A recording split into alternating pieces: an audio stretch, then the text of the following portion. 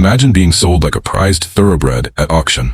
Except the auction house is a glittering ballroom in Newport, Rhode Island, and instead of a gavel, there's champagne and the rustling of silk gowns worth more than most families earn in a lifetime. Now imagine discovering that the man who bought you, and yes, let's call it what it was, is so consumed by jealousy that he counts every glance you give to another man, monitors every word you speak at dinner parties, and employs servants whose primary job is to report your movements. This was the reality for one remarkable American heiress who married into European nobility during the Gilded Age. And this is the story of how she transformed her husband's toxic obsession into the very instrument of her liberation. What you're about to hear is a tale of wit, strategy, and the kind of quiet revolution that could only happen in the most oppressive of golden cages. Welcome back to our exploration of the Gilded Age, that glittering period of American history when fortunes were made overnight, when New York's Fifth Avenue became a battleground of architectural one-upmanship, and when American dollars flowed across the Atlantic to rescue bankrupt European aristocrats in exchange for titles and social legitimacy. Today's story takes us deep into one of these transatlantic marriages. But this isn't a fairy tale. This is a masterclass in psychological warfare, conducted by a woman who learned to wield her husband's greatest weakness as her most powerful asset. Let me take you back to the spring of 1889. The Vanderbilts were building their summer cottage in Newport. And by cottage, I mean a 70-room marble palace that would make European royalty weep with envy. The Astors were battling over who was the true Mrs. Astor, the one whose ballroom determined who belonged to the elite 400. And into this world of desperate social climbing and ostentatious wealth stepped our protagonist, whom we'll call Catherine Van Alder, daughter of one of New York's newly wealthy families who had made their fortune in railroads and steel. Catherine was 22 years old, educated at the finest finishing schools, fluent in French and passable in Italian, trained in all the accomplishments expected of a young lady of her station. She could paint watercolors that were adequately insipid, play Chopin on the piano with enough feeling to seem cultured but not so much as to appear passionate, and she could navigate a dinner party conversation with the skill of a diplomat. Her father, Cornelius Van Alder, had that particular American audacity that characterized the age. He had come from nothing, built an empire through ruthless business practices and strategic railroad investments. And now he wanted what money alone couldn't buy: legitimacy, acceptance, a place in society that didn't feel like it could be revoked at any moment. European titles were the solution.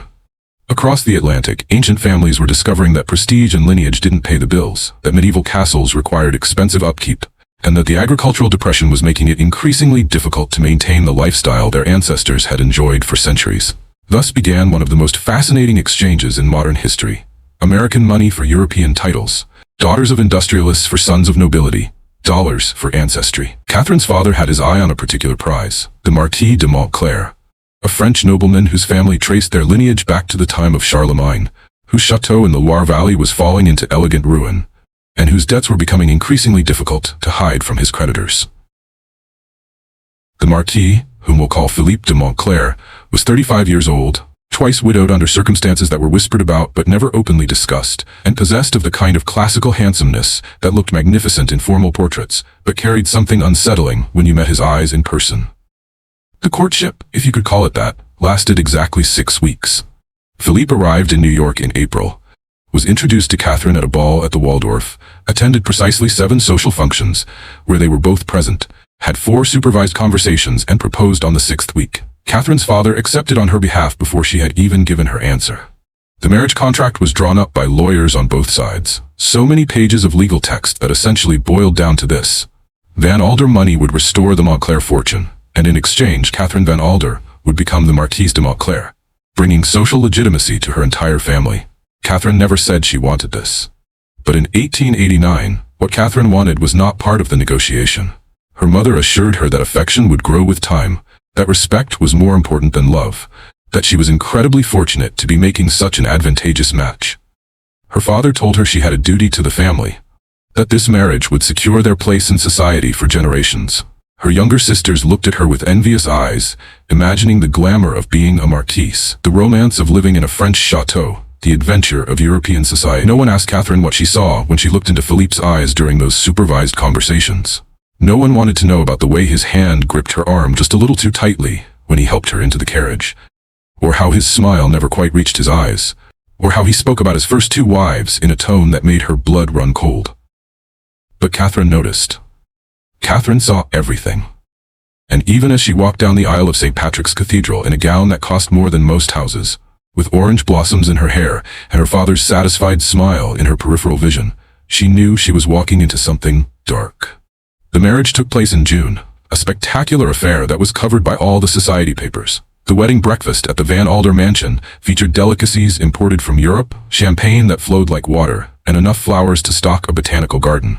The guest list included anyone who was anyone in New York society, and the wedding gifts filled an entire room. Silver services, crystal chandeliers, paintings by contemporary masters, and enough household linens to outfit a small hotel. Catherine smiled through it all, accepted congratulations with grace, and danced the first dance with her new husband, while hundreds of eyes watched and judged and envied. They sailed for Europe 2 days later on one of the newest ocean liners, occupying the most luxurious suite available. This is when Catherine first truly understood what she had entered into. Away from the watchful eyes of New York society, away from her family, Philippe's mask began to slip. It started small, a comment about how she had smiled too warmly at the ship's captain during dinner, a suggestion that her dress was cut too low for a married woman, a question about why she had laughed at another passenger's joke. Catherine tried to dismiss these as natural adjustment, the awkwardness of two strangers learning to be married. But by the time they reached France, the pattern was established. Philippe's jealousy wasn't the flattering kind that poets write about, the passionate possessiveness that suggests deep love. This was something else entirely. This was a jealousy that measured every breath she took in the presence of other men, that saw threats in the most innocent interactions, that transformed every moment into an opportunity for interrogation. The chateau staff learned quickly to avoid eye contact with the new Marquise. Male servants were relegated to areas of the house where she didn't frequent. Even the elderly gardener, who had worked for the family for 40 years, was questioned about his conversations with her. Catherine found herself in a world that was beautiful and terrible, in equal measure. The Château de Montclair was indeed magnificent, centuries old, surrounded by manicured gardens that stretched to the horizon, filled with artwork and furniture that belonged in museums.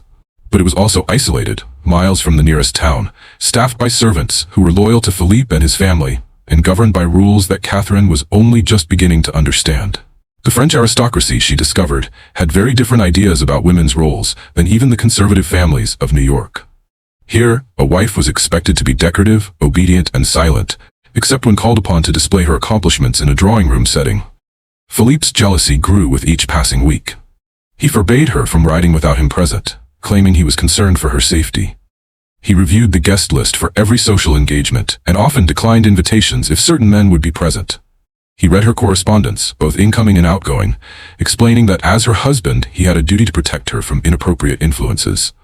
He questioned her about her activities during every moment they were apart, no matter how brief the separation. Before you think this is just about subscribing to a channel, hear me out. What you're witnessing is the beginning of one of the most sophisticated psychological games in Gilded Age history.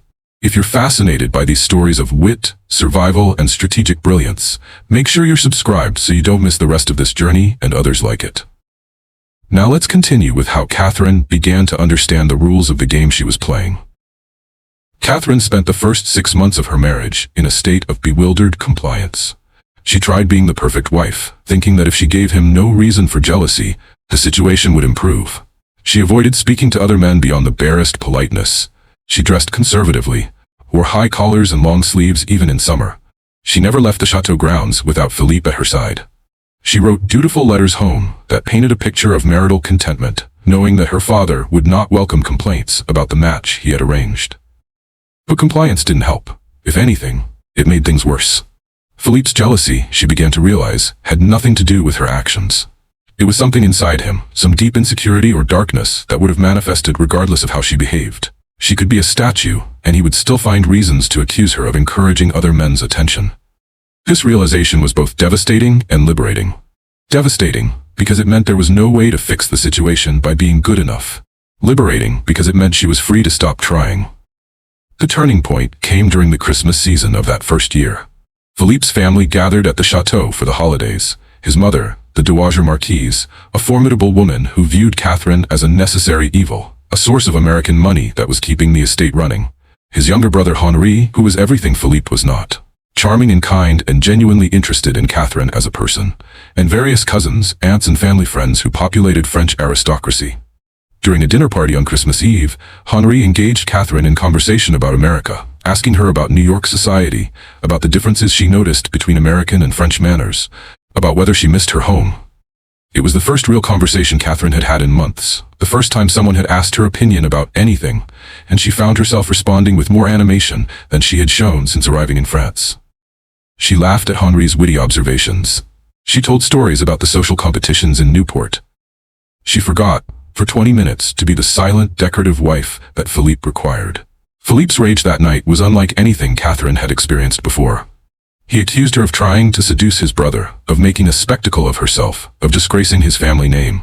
He threw objects, paced like a caged animal, and said things that Catherine knew crossed a line from which there was no return. But in the middle of this storm, something shifted in Catherine. Instead of cowering or crying or apologizing, she found herself observing. She watched how his anger fed on her fear, how her distress seemed to satisfy something in him, how her tears were like fuel to his fire. And she stopped crying. She stood perfectly still, her face composed, and simply looked at him. The effect was immediate and startling. Philippe's rage faltered. He seemed uncertain, as if the script had changed and he didn't know his next line. Catherine excused herself, went to her rooms and locked the door. It was a small act of defiance, but it was the first. That night, unable to sleep, Catherine did something she hadn't done since arriving in France. She thought strategically. Her father hadn't raised her to be helpless, even if he had sold her into this marriage. She had grown up watching him navigate complex business negotiations, observing how he identified what people wanted and used it to his advantage. She had listened to conversations about leverage and power dynamics. She had learned, even if unconsciously, that every person has a weakness, and that weakness could be either their downfall or someone else's tool. Philippe's weakness was his jealousy. But what if she could transform that weakness from her prison into her weapon? What if, instead of trying to avoid triggering his jealousy, she learned to trigger it deliberately, to control when and how and toward what end? It was a dangerous thought, possibly even a mad one. But Catherine was beginning to understand that she was already in danger, that compliance hadn't protected her, and that she needed to find some form of power in this powerless situation. The strategy that Catherine developed over the following months was subtle and brilliant. She began to study Philippe the way a general studies an enemy's fortifications, looking for patterns, weaknesses, and opportunities. She noticed that his jealousy was most intense regarding certain types of men, those who were younger than him, more handsome, more financially secure, or more socially prominent. She noticed that his rage was followed by periods of almost desperate affection, as if he feared losing her after pushing her away. She noticed that public embarrassment was his greatest fear, that he would go to almost any length to avoid scandal or social humiliation. And she began to experiment. At social functions, she would engage in perfectly appropriate conversation with men who fit Philippe's jealousy profile, but she would do so in ways that were absolutely irreproachable by social standards. She learned to walk the knife's edge between propriety and provocation, to create situations where Philippe's jealousy would be triggered, but where his response would make him look unreasonable to observers. When he would rage at her in private about these interactions, she remained calm. And in that calmness, she began to negotiate. The first negotiation was small. After a particularly intense episode of jealousy over her conversation with a visiting English duke, Catherine waited until Philippe's rage had burned itself out, and then, in a tone of perfect reasonableness, suggested that she would be happy to avoid the duke's company entirely if Philippe would agree to allow her to manage the household accounts. It seemed like an unrelated request. But Catherine had learned that the chateau's finances were in even worse shape than anyone admitted, and control of the accounts would give her visibility into exactly how bad things were. Philippe, exhausted from his own jealousy, and perhaps even slightly ashamed of how unreasonable he had been, agreed. It seemed like a small concession, and it got him what he wanted, Catherine's promise to avoid the Duke. What he didn't realize was that Catherine had just acquired her first piece of real power. Control of the household accounts meant she could see every expenditure, every debt, every financial pressure that Philippe was under. And information, as her father had always said, was the foundation of all power. Over the next year, Catherine built her empire of information and influence piece by piece, each piece acquired through the same process. Allow Philippe's jealousy to reach its peak, remain calm in the storm, and then negotiate for something she wanted in exchange for promises to modify her behavior in ways that cost her nothing real. She gained control over staffing decisions, claiming that she could better avoid male servants if she was choosing them herself. She gained the right to travel to Paris for shopping, arguing that she could better maintain the modest appearance he wanted if she had access to appropriate dressmakers. She gained permission to correspond with her family without his review, suggesting that unsupervised letters would be less likely to contain complaints about his jealous behavior. Each concession seemed small to Philippe. Each seemed like a reasonable accommodation to keep his wife compliant and his household running smoothly. But together, they gave Catherine the tools she needed for the next phase of her plan. She wasn't seeking escape. Not yet, anyway. Divorce was nearly impossible, would bring shame to both families, and would leave her financially dependent on her father's goodwill, which she couldn't count on after he had arranged this marriage in the first place. No, Catherine was seeking something more subtle and ultimately more powerful. Independence within marriage. The ability to live her life on her own terms while maintaining the facade of proper aristocratic domesticity. If you're wondering how she managed to stay 3 steps ahead of a man who monitored her every move, you're asking exactly the right question. The answer lies in understanding the psychology of jealousy itself. And that's where this story gets even more fascinating. Make sure you're subscribed because the tactics Catherine develops next are applicable far beyond the Gilded Age. They're lessons in reading people, managing power dynamics, and turning disadvantages into advantages. The second year of Catherine's marriage coincided with significant changes in French society and in the Montclair family circumstances. Philippe's mother, the Dowager Marquise, fell ill with a condition that left her bedridden and largely removed from managing the estate and family affairs. This created a vacuum that Catherine was perfectly positioned to fill. She had been quietly building relationships with the chateau staff, particularly the older servants who remembered when the Montclair family was at the height of its prosperity and who resented how Philippe's mismanagement was destroying their legacy. These servants became Catherine's eyes and ears, her network of information. Not through any dramatic conspiracy, but simply through the natural human inclination to confide in someone who listens with respect and kindness. The housekeeper told Catherine about Philippe's father, who had been similarly jealous and had driven Philippe's mother to seek refuge in laudanum and social withdrawal. The estate manager shared his concerns about Philippe's gambling debts, which were mounting despite the infusion of Van Alder money. The elderly secretary who managed Philippe's correspondence let slip that there were lawyers involved in some matter related to Philippe's second wife's death, a matter that was being quietly settled to avoid scandal. Catherine absorbed this information without appearing to seek it, filed it away in her remarkable memory, and waited for the right moment to use it. That moment came sooner than she expected. In the spring of 1891, Philippe informed Catherine that they would be hosting a house party for several weeks, including some of the most prominent families in French aristocracy. This was her opportunity to shine as the Marquise de Montclair, to demonstrate that she could manage a great household and fulfill her duties as his wife. Catherine agreed with perfect docility, but privately she recognized this house party for what it was, a stage on which she could perform her most ambitious manipulation yet. She planned the party with meticulous attention to detail, but her planning went far beyond menus and flower arrangements. She engineered the guest list with strategic precision, ensuring that several of the male guests would be exactly the type to trigger Philippe's jealousy: young, handsome, accomplished, and socially prominent. But she also ensured that several of the female guests would be women of impeccable reputation who would serve as witnesses to her own absolutely proper behavior and to Philippe's increasingly inappropriate reactions. The house party began in late May, when the Loire Valley was at its most beautiful and the chateau gardens were in full bloom. The guests arrived over several days, and Catherine played the role of gracious hostess to perfection. She greeted everyone with appropriate warmth but never excessive familiarity. She ensured that everyone was comfortable, that the household ran smoothly, that entertainments were provided without being overwhelming. She was the picture of everything a marquise should be. And then she began her campaign. It was so subtle that no one but Philippe even noticed at first. A conversation with a young comte about his recent travels to Egypt, conducted in the garden with multiple chaperones present but positioned in a spot where Philippe would see them from his study window. An enthusiastic compliment to a visiting vicomte about his skill at croquet, delivered during a game with a dozen people present, but timed to coincide with Philippe's arrival on the lawn. A laugh, genuine and musical, at a joke told by a duke's youngest son during dinner, loud enough for Philippe to hear from his position at the head of the table. Each interaction was perfectly proper. Not a single rule of etiquette was broken, not a single line was crossed. But Philippe saw seduction in every smile, betrayal in every laugh, danger in every conversation. His jealousy, always present, became impossible for him to hide. He began making cutting remarks at dinner about how some wives forgot their place. He publicly contradicted Catherine on minor household matters. He invented reasons to interrupt her conversations with male guests. His behavior became increasingly erratic and, to the observant guests, increasingly unreasonable. The women guests, particularly the older matrons who served as arbiters of social propriety, began to notice. They saw a young woman who was performing her duties flawlessly, being undermined by her husband for no apparent reason. They whispered among themselves about how the American girl was handling an impossible situation with remarkable grace. They compared notes about how the Marquis seemed to have an unfortunate temperament, how perhaps his previous wives' early deaths were not such mysteries after all, how it was a shame that such a lovely chateau was managed by such an unpleasant man.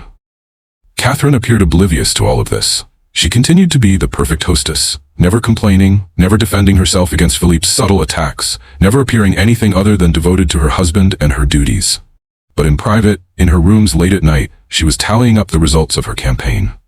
She was building a constituency of powerful women who saw her as a victim of her husband's unreasonable jealousy. She was creating a narrative that would protect her if things escalated. She was, piece by piece, constructing her defense and her escape route, even as she maintained the appearance of perfect wifely submission. The crescendo came during a ball that Catherine had organized as the culminating event of the house party. The ballroom at Château de Montclair hadn't been used for a ball in decades, but Catherine had restored it to its former glory. Crystal chandeliers blazed with hundreds of candles.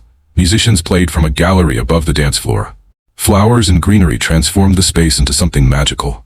The guests arrived in their finest evening wear, and for a few hours, the Montclair family appeared to be at the apex of social triumph. Catherine danced that night as protocol required, first with Philippe, then with the highest-ranking male guests in order of precedence. She danced beautifully, having been trained in the finest dancing masters' studios in New York. She smiled and chatted and fulfilled every expectation placed upon her, and Philippe watched every dance, every smile, every word, his jealousy building with each moment, until it became palpable to everyone in the room. When Catherine danced with Henri, Philippe's brother, the tension reached its breaking point. The dance was a waltz, and Henri, who had become Catherine's genuine friend over the past year, was complimenting her on the success of the party. Their conversation was warm and friendly, visible to everyone in the room, absolutely proper by any measure. But Philippe saw something else. He saw his brother holding his wife, saw them smiling at each other, saw in that moment every fear and insecurity that haunted him. He interrupted the dance, simply walked onto the dance floor in the middle of the waltz, took Catherine's arm, and pulled her away. The music faltered and stopped. Every eye in the ballroom turned to watch. Philippe's face was contorted with rage barely held in check. Henri stood frozen in shock. And Catherine, in this moment that she had been carefully building toward for months, remained perfectly, serenely calm. She turned to the assembled guests with a gracious smile and announced that she felt faint. The excitement of the evening, the heat of the ballroom, and that her thoughtful husband was concerned for her health. She thanked everyone for attending, apologized for ending the evening early, and allowed Philippe to escort her from the ballroom with every appearance of wifely gratitude. The guests were left to make sense of what they had witnessed, and the consensus was unanimous. The Marquis de Montclair had publicly humiliated his wife and himself over what was clearly his own irrational jealousy. In her rooms that night, Catherine waited for Philippe's rage, but she had already won something more valuable than his approval. She had demonstrated to everyone who mattered in French society that she was the reasonable party in this marriage, that his jealousy was pathological and public, and that she handled his impossible behavior with grace and dignity. The next day, as the house party guests departed, many of the women embraced Catherine with particular warmth. Several slipped her their cards with invitations to call on them in Paris. One elderly duchess, who had known Philippe's mother, whispered that Catherine should know she had friends and should not hesitate to ask for help if needed.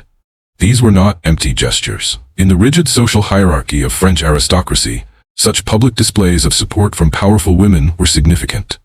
Catherine had just acquired allies, people who would vouch for her character, who would support her if she needed to take more drastic action, who would ensure that if the marriage ended, the social consequences would fall on Philippe rather than on her. She had transformed his jealousy from a tool of her oppression into evidence of his own unfitness. In the aftermath of the house party, Philippe's behavior became even more erratic. The public embarrassment had wounded him deeply, and he blamed Catherine for manipulating the situation. He wasn't entirely wrong. Catherine had indeed manipulated it, brilliantly and without ever crossing a line of propriety. But his response was to tighten his control even further, to become even more possessive and jealous, which only made Catherine's position stronger. She began to document everything.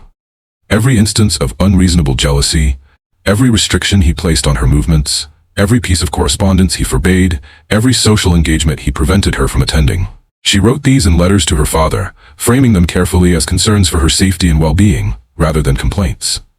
Her father, who had never wanted to admit that the marriage he arranged was a disaster, began to see the evidence piling up. More importantly, Catherine sent copies of these letters to her mother, who was far more sympathetic and who began to work her own social networks to build support for her daughter. This is the moment where Catherine's story becomes not just about one woman's survival, but about a systemic challenge to how women were treated in these transatlantic marriages. Stick with me here, because what happens next involves lawyers, international incidents, and a financial maneuver that was absolutely unprecedented. If you're not subscribed, now would be a great time to hit that button, because these Gilded Age stories just keep getting more incredible. By the end of 1891, Catherine had been married for 2.5 years. In that time, she had transformed from a naive young bride into a calculating strategist who understood power, leverage, and psychology better than many people twice her age.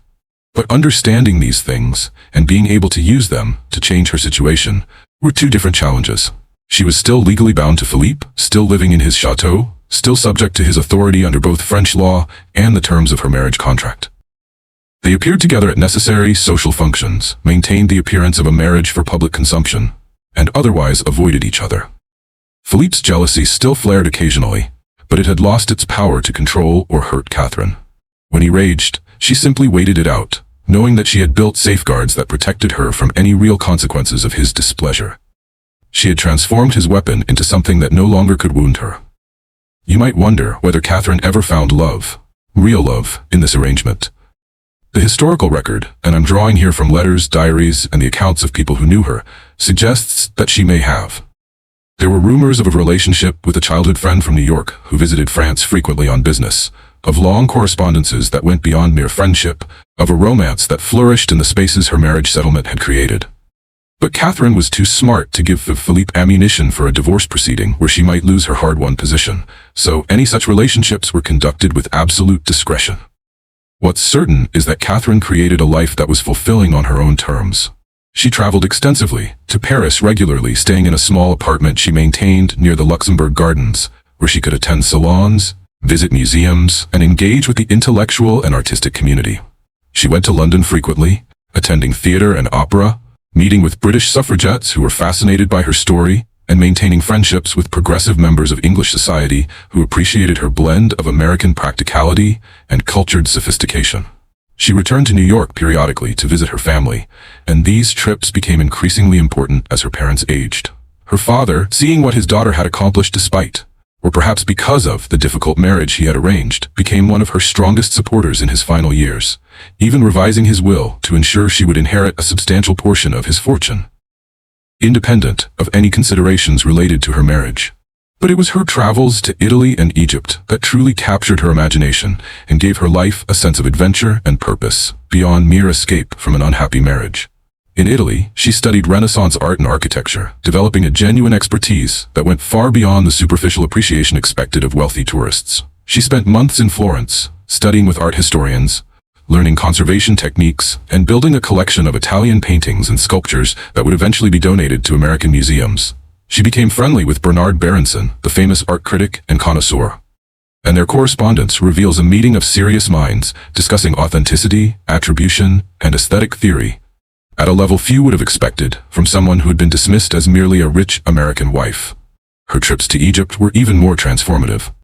The late 19th and early 20th centuries saw an explosion of archaeological interest in Egypt, and Catherine became genuinely involved in supporting excavation work. She funded several digs, not just as a wealthy patron whose name would appear on donor lists, but as someone who visited the sites, learned about archaeological methods, and understood the scientific importance of the work. She formed friendships with archaeologists and Egyptologists, attended scholarly conferences, and published several articles in academic journals about the preservation of ancient monuments. Articles that demonstrated real knowledge and insight, rather than the dilettantish dabbling that characterized many wealthy patrons of the era. She cultivated interests in art and literature that went far deeper than the superficial accomplishments expected of aristocratic women. She became known as a patron of artists and writers, but her patronage was selective and based on genuine appreciation rather than social positioning. She supported young artists whose work showed promise, but who lacked connections to the traditional academy system. She commissioned works that reflected her own aesthetic sensibilities, rather than simply following fashionable trends. Her art collection, carefully curated over decades, included pieces by artists who were unknown when she bought their work, but who later became recognized masters, a testament to her eye and judgment. She hosted salons where interesting people gathered to discuss ideas, not the stiff, formal social gatherings that characterized much of aristocratic entertaining, but genuine intellectual exchanges where artists, writers, scholars, scientists, and progressive political thinkers could meet and debate. Her salon became known as a place where talent and intelligence mattered more than titles or family connections, where a brilliant young scientist might find himself in conversation with a famous novelist, where American pragmatism met European sophistication, where women's voices were given equal weight to men's. These gatherings were held both at the Paris apartment and occasionally at the chateau itself, transforming that symbol of aristocratic tradition into a venue for progressive thought and creative exchange. Among the regular attendees at Catherine's salon were several notable figures of the era. There were French poets associated with the symbolist movement who appreciated her understanding of their work and her willingness to support artistic experimentation. There were American expatriate writers who found in her salon a bridge between their home culture and their adopted one. There were early feminists and social reformers who saw in Catherine's story both inspiration and practical example of how women could claim power within oppressive systems. There were scientists and inventors who appreciated her genuine interest in their work and her willingness to provide financial support for research that had practical applications. These weren't mere social connections. They were substantive relationships built on shared interests and mutual respect.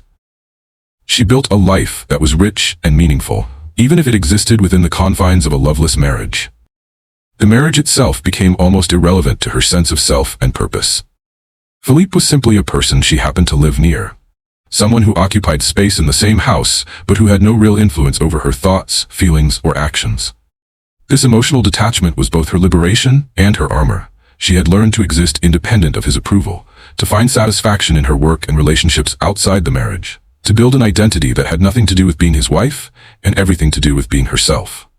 The turn of the century brought changes to the whole system of Gilded Age aristocratic marriages. The Spanish-American War in 1898 demonstrated American military and economic power on the world stage, shifting how Europeans viewed the United States from a wealthy but crude former colony to a genuine world power. The Boer War, from 1899 to 1902, further strained European resources and highlighted the costs of maintaining empire. And then World War I would shake up the social order in ways that no one in Catherine's generation could have anticipated when they were arranging transatlantic marriages in the 1880s and 90s. The rigid class structures were beginning to crack even before the war. New money was challenging old aristocracy, not just in America but across Europe. The rise of professional classes, doctors, lawyers, engineers, professors, was creating alternative paths to social respectability that didn't depend on inherited titles. Women's suffrage movements were gaining momentum in both America and Europe, with activists arguing that women's supposed inferiority was a social construct rather than a natural fact. The idea that women should be treated as property to be traded in marriage markets was starting to seem antiquated even to people who had participated in that system. Some aristocratic families were beginning to allow their daughters more say in marriage decisions. Some were even, scandalously, allowing daughters to refuse unsuitable matches, recognizing that a daughter's unhappiness might not be worth a financial rescue of the family fortunes. The transatlantic marriage market itself was changing. There were simply fewer impoverished aristocrats willing to marry American heiresses, as many families had already made such matches, and either solved their financial problems or proved unable to solve them even with American money. There were also fewer American heiresses willing to accept these marriages, as stories like Catherine's, even when not told in full detail, made clear that trading money for a title often came at a terrible personal cost. American society was also becoming more confident, less desperately in need of European validation. New York's 400 was giving way to more fluid and diverse social networks. American culture was beginning to develop its own forms of prestige that didn't require European aristocratic endorsement. Catherine lived to see these changes. She outlived Philippe, who died in 1907 of cirrhosis of the liver, a consequence of his years of heavy drinking. The end came without drama or reconciliation. Philippe had been ill for months, his liver failing, his body bloated and yellowed, confined to his rooms, while Catherine continued managing the estate and living her life. When the doctor informed her that the end was near, she visited Philippe's bedside, not out of affection, but out of duty, and perhaps a complicated mixture of feelings that defied simple categorization. He was conscious, barely, and he looked at her with eyes that might have held regret or might have held nothing at all. She sat with him for an hour, saying nothing, and when he died, she arranged for a proper funeral befitting a Marquis, invited his remaining family, and conducted herself with appropriate dignity. But she did not pretend to a grief she did not feel. His death freed Catherine in ways that even her financial independence hadn't. The psychological weight of his presence, even diminished as it had been, was suddenly lifted.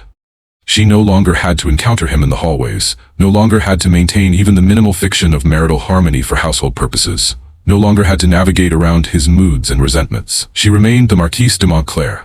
French law and social custom recognized widows' rights to use their husbands' titles, and she continued to manage the estate that she had saved and restored. But she was finally completely free of the jealous presence that had shadowed her for so many years. The will reading was interesting. Philippe had little to leave. His personal debt still exceeded his personal assets, despite Catherine's management having saved the estate itself. He left what little he had to his brother Henri, with whom he had maintained a distant relationship. There were no bequests to Catherine. He couldn't leave her what he didn't own, and everything of value was either part of the entailed estate or belonged to Catherine through their revised marriage settlement. But there was one thing that Catherine found significant, a letter, sealed, addressed to her, to be delivered after his death. She opened it in private, unsure what to expect. Perhaps accusations, perhaps a final attempt to wound her. Instead, she found something unexpected. A brief acknowledgement that she had been right to take control, that the estate was thriving under her management in ways it never had under his, and that his jealousy had been his own weakness, not her fault. It wasn't quite an apology. Philippe's pride wouldn't allow that even in death. But it was an admission. And that was something. In the years after Philippe's death, Catherine became a different kind of role model. No longer the young bride trapped in an impossible situation, she was now the mature woman who had survived and thrived, who had taken the worst possible circumstances and transformed them into something approximating freedom. Young women sought her advice. American heiresses considering European marriages would write to her asking whether they should accept particular offers. And Catherine would respond with honest assessments based on her network's knowledge of the families involved. She never told anyone not to marry. But she armed them with information and strategic advice that empowered them to enter such marriages with eyes open and protections in place. Other widows looked to her example. The early 20th century saw many women suddenly widowed by accidents, by the Boer War, by various illnesses, and these women often found themselves in difficult circumstances, legally entitled to little, socially constrained by mourning customs that could last years, uncertain how to manage their own affairs after decades of dependence. Catherine became something of an informal consultant to wealthy widows, advising them on financial management, legal strategies, and how to build lives of independence and purpose. She was particularly helpful to American women widowed while living in Europe, who found themselves navigating foreign legal systems and social expectations while grieving and trying to secure their financial futures. She became something of a legend in both American and French society, the woman who had outmaneuvered the system designed to oppress her. Magazine articles were written about her, though always with careful discretion about the more dramatic details. She was profiled in women's journals as an example of American competence and business acumen. Progressive publications held her up as evidence that women could manage complex business affairs as well as or better than men. Society columns noted her presence at important events, her influence in cultural circles, her prominence in both French and American communities. Catherine never remarried. When asked why, she would smile and say that she had been married once, and that was quite enough experience of that institution. Some interpreted this as bitterness, but those who knew her well understood it differently. She had learned to value her independence too highly to risk it again. She had discovered that a woman alone, if she had resources and allies and determination, could live a remarkably full and free life. The estate that Catherine managed became a model of progressive agriculture and business practices that attracted attention from agricultural reformers and economists studying rural development. She implemented profit-sharing plans for workers that were revolutionary for the time. Workers received bonuses based on the estate's profitability, giving them direct financial incentive to work efficiently and care for the property. This was almost unheard of in aristocratic estates, where workers were typically paid fixed wages regardless of outcomes, and had no stake in the enterprise's success. Catherine's approach created loyalty and motivation that traditional systems couldn't match. Workers knew that when the harvest was good, they would share in the profits. When new efficiencies were developed, everyone benefited. She created educational programs for local children that went far beyond basic literacy. She established a school on the estate grounds, hiring qualified teachers and creating a curriculum that included not just reading and writing, but also mathematics, science, history, and practical skills. She believed that education was the key to breaking cycles of poverty and limited opportunity, and she put significant resources into making quality education available to children whose parents worked on the estate or in the surrounding community. The school became known regionally for its quality, and parents from neighboring areas sought to get their children enrolled. Catherine eventually expanded the program, adding scholarships for talented students to continue their education at secondary schools and even universities. She modernized operations in ways that increased both productivity and quality of life in the local community. She invested in infrastructure, building better roads within the estate, ensuring clean water supplies to tenant houses, installing drainage systems that improved agricultural productivity and reduced disease. She brought in modern medical care, establishing a clinic on the estate grounds, staffed by a trained nurse, and visited regularly by a doctor from the nearest town. Workers had access to medical care that would otherwise have been out of reach for rural laborers. She also created a cooperative purchasing system, where estate workers could buy goods at bulk prices, reducing their living costs and improving their quality of life. Her labor practices became a subject of study. Agricultural economists visited the estate to observe her methods and their results. University professors brought students to see how progressive management could transform traditional agricultural operations. Business journals published articles analyzing the Montclair estate as a case study in enlightened capitalism, how treating workers fairly and investing in their welfare could actually increase profits rather than reducing them. The traditional aristocratic assumption had been that profit maximization required minimizing labor costs and extracting maximum work for minimum pay. Catherine demonstrated that this was false economics, that investing in workers created stability, loyalty, efficiency, and innovation that more than paid for itself. When World War I came and devastated the French countryside, the Château de Montclair became a hospital and refuge, with Catherine organizing relief efforts and managing the property's transformation to serve the war effort. The war began in August 1914, and by September the full horror of modern industrialized warfare was becoming apparent. Casualty numbers were staggering. The French medical system was overwhelmed. Chateaux and large houses throughout France were being converted to hospitals, and Catherine immediately offered the Montclair estate for this purpose. The transformation was massive and immediate. Reception rooms became wards, bedrooms became recovery rooms. The ballroom, with its high ceilings and good ventilation, became a surgical theater. Catherine worked with military medical authorities to ensure the facility met necessary standards, installing additional plumbing and electricity, acquiring hospital beds and medical equipment, arranging for supplies of bandages, medicines, and surgical instruments. Within 6 weeks of the war's start, the Château de Montclair was functioning as a 50-bed hospital, with capacity to expand to 75 in emergencies. Catherine didn't just provide the space, she managed the entire operation. She worked with the French military medical service to secure doctors and nurses, but she supplemented their staff with local volunteers, whom she trained in basic nursing care and hospital administration. She organized supply chains to ensure consistent availability of food, medicine, and materials.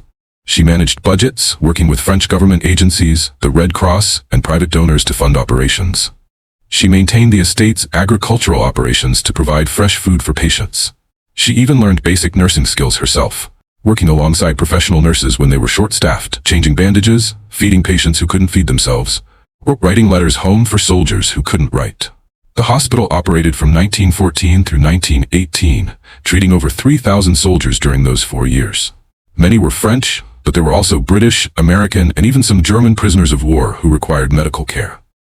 Catherine insisted that all patients be treated with equal care regardless of nationality. Wounded German soldiers received the same medical attention and nursing care as French and Allied soldiers, a position that was controversial, but which Catherine defended on humanitarian grounds. The hospital became known for its quality of care and its humane atmosphere. Soldiers who recovered there wrote letters describing it as a place of healing, not just physically, but emotionally, a refuge from the horror and brutality of the trenches. Catherine's work during the war was exhausting and often heartbreaking. She saw young men die from wounds, from infections, from the slow deterioration that came from gas exposure. She wrote letters to mothers and wives informing them of deaths, trying to find words that might provide some comfort in incomprehensible loss. She organized memorial services for those who died in the hospital, ensuring that every soldier was mourned with dignity regardless of rank or nationality. She maintained morale among staff who were working under tremendous pressure, with inadequate resources and overwhelming need. She dealt with the bureaucratic challenges of operating a medical facility during wartime, securing supplies, navigating military regulations, managing relations with various governmental and charitable organizations. But there were also moments of profound satisfaction and even joy. Soldiers who recovered, who walked out of the hospital and eventually returned home to their families. Innovations in care that improved outcomes. The development of a community among patients and staff, where shared experience of trauma created bonds of genuine affection and mutual support. Letters from grateful families, from soldiers who credited the Montclair Hospital with saving their lives. The knowledge that her work was making a tangible difference in the midst of catastrophe. She received recognition for this work. Medals from the French government, including the Légion d'honneur, France's highest decoration, awarded to her personally by a government minister who traveled to the chateau for the ceremony. She received honors from charitable organizations, including the Red Cross and various war relief societies, acknowledging her contributions to caring for wounded soldiers. She received acknowledgement of her contributions to the war effort from Allied governments, including a commendation from the British War Office and a personal letter of thanks from President Woodrow Wilson on behalf of the American government. These were accomplishments in her own right, having nothing to do with her marriage or her title, and they gave Catherine satisfaction that her years of strategic struggle had led to something meaningful beyond her own liberation. She had used her power not just to free herself, but to serve others, to make a tangible difference in the world, to turn suffering into healing. The war also brought Catherine into contact with a new generation of women who were discovering their own capacity for leadership and competence in the absence of men who had gone to fight. Women were managing businesses, running farms, working in factories, serving in medical services, taking on roles that had previously been reserved exclusively for men. Catherine saw in these young women echoes of her own journey, the discovery that capability wasn't determined by gender, that women could manage complex operations and make difficult decisions just as effectively as men. She mentored many of these young women, sharing the lessons she had learned about management, negotiation, and claiming authority in spaces that weren't designed to accommodate women's leadership. After the war ended in November 1918, Catherine faced the challenge of transitioning the chateau back to civilian use, while also dealing with a radically changed social landscape. The war had killed millions, bankrupted nations, and shattered the old social order. Many aristocratic families had lost heirs in the trenches, seeing centuries-old lines end because sons, nephews, and grandsons died in the mud of Verdun or the Somme. The Russian Revolution had overthrown the Tsarist aristocracy, executing many nobles and forcing others into exile. Similar revolutionary movements were threatening aristocracies across Europe. The very concept of inherited privilege and aristocratic rule was being questioned in ways that had seemed impossible before the war. Catherine navigated these changes with her characteristic strategic intelligence. She opened the chateau to visitors, developing it as a kind of early heritage site where people could tour the historic rooms and learn about French aristocratic life. This wasn't just about generating income, though that was certainly part of the calculation. It was about preserving history while also adapting to new social realities. She created educational programs connected to the tours, partnering with schools to bring students to learn about history, architecture, and art. She published a book about the chateau's history and restoration, combining scholarly research with personal narrative that became a standard reference on Loire Valley architecture and aristocratic life. Now, if you've made it this far in this story, you're probably wondering about the larger lessons here. What can we learn from Catherine's experience that applies beyond the specific circumstances of Gilded Age aristocratic marriage? Let me spend some time unpacking the psychology and strategy that made Catherine's approach so effective, because these principles are surprisingly timeless, and understanding them can provide insights into power dynamics that exist in various forms across time and culture. And if you're finding value in these deep dives into Gilded Age history and psychology, definitely subscribe so you don't miss future stories where we explore other fascinating figures and situations from this remarkable era. The first lesson is about recognizing that not all problems can be solved by being good enough.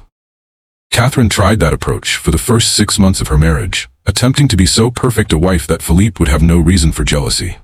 It didn't work because his jealousy wasn't about her actions, it was about his own psychology. Many people, especially women of that era, spent entire lifetimes trying to solve problems by being better, more compliant, more perfect, never realizing that some problems can't be solved that way. Once Catherine understood that her behavior wasn't the root cause of the problem, she was free to stop trying to fix herself and start developing strategies to protect herself and eventually gain power. This shift in perspective was crucial. As long as she believed the problem was her fault, she was trapped in a cycle of trying to change herself. Once she understood the problem was his, she could start thinking about how to manage him instead.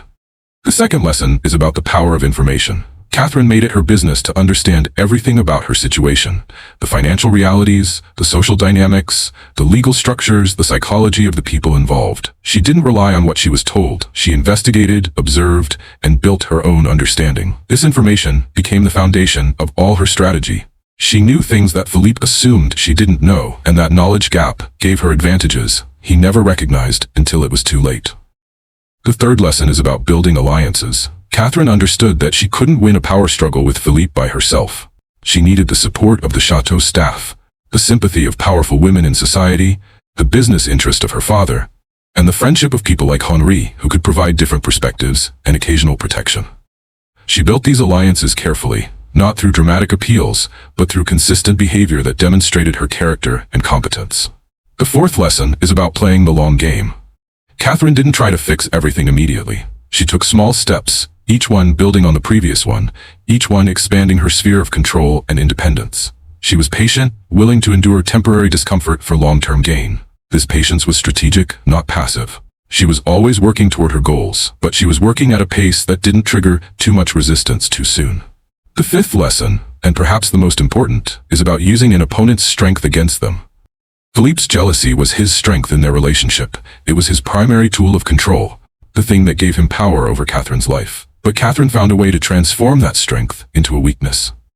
By triggering his jealousy in controlled circumstances where his response would make him look bad rather than make her compliant, she turned his weapon against him. This is sophisticated psychological strategy, the kind that requires deep understanding of both the person and the situation. These lessons extended beyond Catherine's personal situation. The network of women she helped built on these same principles. They shared information about European aristocratic families, warned each other about known problems, advised on how to structure marriage contracts for maximum protection, and provided emotional support that helped women survive difficult situations. They created a kind of informal system of resistance against a social structure that treated women as commodities. It's worth noting that Catherine's story, while remarkable, was not entirely unique. Catherine welcomed these changes. She became involved in women's education in ways that went far beyond writing checks to charitable causes.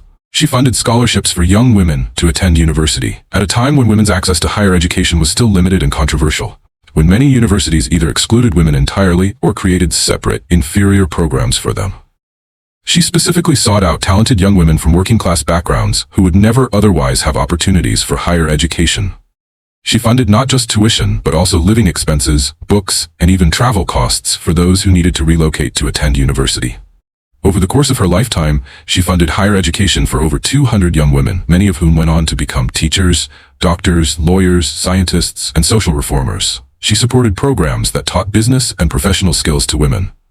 Recognizing that education in traditional feminine accomplishments, music, art, languages, deportment, was not sufficient preparation for economic independence, she established business training programs that taught bookkeeping, accounting, business correspondence, commercial law, and other practical skills that would enable women to find employment in the expanding commercial sector.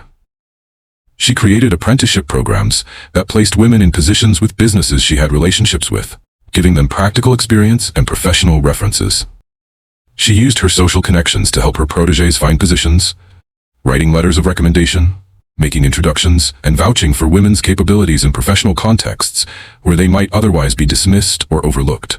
She wanted the next generation to have real choices, not the limited options that had been available to her. She spoke publicly about this, giving speeches at women's colleges and professional organizations about the importance of economic independence for women, the need for educational and professional opportunities, and the ways that women's traditional exclusion from economic and political life had impoverished society as a whole. These speeches were sometimes controversial. Conservative elements criticized her for encouraging women to abandon traditional roles. Religious leaders accused her of undermining family structures. Even some progressive reformers felt she was too radical in advocating for women's complete economic independence, rather than emphasizing their roles as wives and mothers. But Catherine had lived the consequences of women's lack of choices, and she refused to moderate her message to avoid controversy. She told young women that marriage should be a choice, not an economic necessity, and that they should never enter marriage from financial desperation or social pressure. She told them that they should develop their own capabilities and resources before considering marriage, so that if they chose to marry, they would do so from a position of strength rather than vulnerability. She told them that they were entitled to respect, to control over their own lives, to the same opportunities for education and professional development as their brothers. These messages resonated with many young women who were beginning to envision possibilities beyond the domestic sphere. Her philanthropy in these areas was substantial and is part of her lasting legacy. She eventually established a foundation focused on women's education and economic empowerment, endowing it with a significant portion of her personal fortune. The foundation operated for decades after her death, continuing her work of providing scholarships, training programs, and support for women seeking economic independence. It helped thousands of women over the years, contributing to the gradual expansion of women's opportunities in education and the professions. Some of the women whose education was funded by Catherine's foundation went on to become pioneering figures in their own right. The first woman admitted to a particular profession, the first to hold a particular academic position, the first to break through various barriers that had previously excluded women. When Catherine died in 1932 at the age of 65, her obituaries appeared in newspapers on both sides of the Atlantic. The New York Times devoted several paragraphs to her life and accomplishments. Le Figaro in Paris published a lengthy tribute. London's Times included her in its obituary pages, noting her contributions to Anglo-American understanding and her work during the Great War. They described her as a businesswoman, philanthropist, and hostess. A bridge between American dynamism and European culture. A woman who had lived through and contributed to some of the most transformative years in modern history. They mentioned her marriage to the Marquis de Montclair, but focused more on what she had accomplished after becoming a widow. Though those who knew the full story understood that many of her accomplishments had actually occurred during the marriage, even if they couldn't be publicly attributed to her at the time. Some of the obituaries hinted at the difficulties of her marriage, describing her as having overcome early challenges, or having navigated complex circumstances with grace. The more progressive publications were slightly less circumspect, with one American women's magazine publishing what amounted to a full biographical essay that, while still maintaining decorum, made clear that Catherine's marriage had been difficult, and that her achievements had come despite rather than because of her husband. This essay quoted from some of Catherine's letters. Carefully selected portions that she had apparently designated could be made public after her death, that spoke about the challenges women faced in marriages where they had no legal rights or financial independence. The funeral was held at the chateau, with services at the family chapel that Catherine had restored. Hundreds of people attended, former workers from the estate, local community members whose lives she had touched through her educational and charitable programs, scholars and artists who had benefited from her patronage, women whom she had mentored or whose education she had funded, government officials recognizing her public service, and representatives of the various organizations and causes she had supported. It was a remarkably diverse gathering for an aristocratic funeral, reflecting the breadth of Catherine's connections and influence across different social strata. The terms of Catherine's will were revealed in the weeks following her death, and they were characteristically strategic and generous. The Château de Montclair and its lands were left in trust to continue operating as they had under her management, with profits from agricultural operations supporting the continued maintenance of the property and funding for the educational programs and charitable initiatives she had established. The trust specified that management should follow the progressive principles she had implemented, protecting workers' rights and maintaining the profit-sharing arrangements she had created. Henri was named as a trustee, along with several others including the estate manager who had served Catherine for decades, ensuring that no single person would have the kind of unchecked authority that Philippe had once abused. Her art collection was divided between several museums. The Metropolitan Museum of Art in New York received her Italian Renaissance works, the Musée du Louvre received portions of her French art, and several smaller museums received pieces appropriate to their collections. Her personal papers, including diaries, correspondence, and business records, were donated to university libraries with the stipulation that scholars could access them to research Gilded Age history, transatlantic marriages, women's economic history, and estate management. These papers have provided invaluable primary source material for historians studying the era, offering detailed insights into how these marriages actually functioned, how one woman navigated impossible circumstances, and how economic and social forces shaped individual lives. A significant portion of her liquid assets went to the foundation she had established for women's education, ensuring it would continue its work for generations. Smaller bequests went to individuals who had been important in her life, servants who had been loyal, friends who had supported her, young women she had mentored. There were also bequests to various organizations working for women's rights, peace causes, and cultural preservation. The total value of her estate was substantial, The Van Alder fortune she had inherited from her father, combined with profits from her successful management of the Montclair estates and wise investments she had made over the decades, had grown considerably. She died a wealthy woman, but more importantly, she died having used that wealth purposefully and strategically to make lasting change. But the full story, the story of how she had used her husband's jealousy against him, how she had built power from powerlessness, how she had transformed a trap into a platform, that story was known only to a smaller circle. It was the kind of story that couldn't be told publicly during her lifetime without scandal, but it was whispered about, passed down through families, became part of the legend of the American heiresses who married into European aristocracy. As we close this particular chapter, I leave you with the image that I think best captures Catherine's achievement. A woman standing on the steps of the Château de Montclair in the 1920s, perhaps on a spring morning when the gardens she restored are in full bloom. The estate is restored and thriving behind her, no longer crumbling into picturesque ruin, but functioning as a productive enterprise that supports hundreds of people. She is free at last from the jealous surveillance that had once defined her life, free to travel where she wishes, to see whom she wishes, to manage her own affairs without having to answer to anyone. She is looking toward a future that she had helped create, not just for herself, but for others.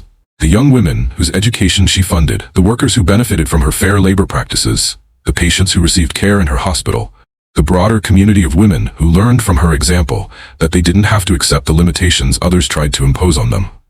She had been sold into a marriage that was designed to trap her, sold like valuable property in a transaction between her father and a bankrupt aristocrat, with her own preferences and well-being barely considered.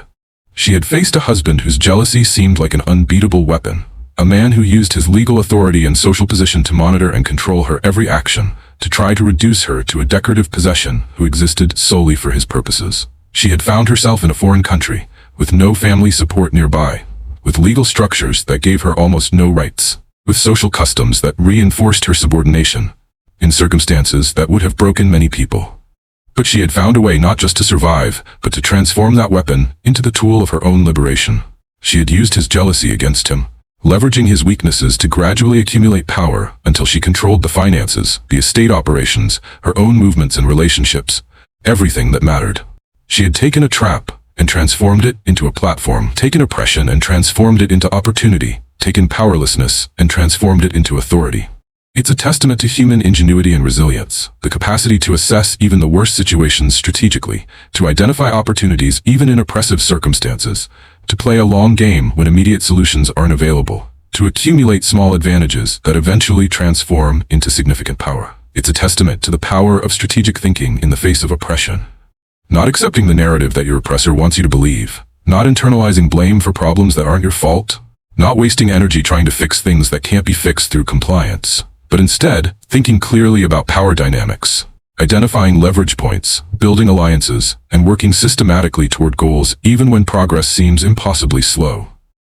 Thank you for joining me on this deep dive into one of the most fascinating personal stories of the Gilded Age.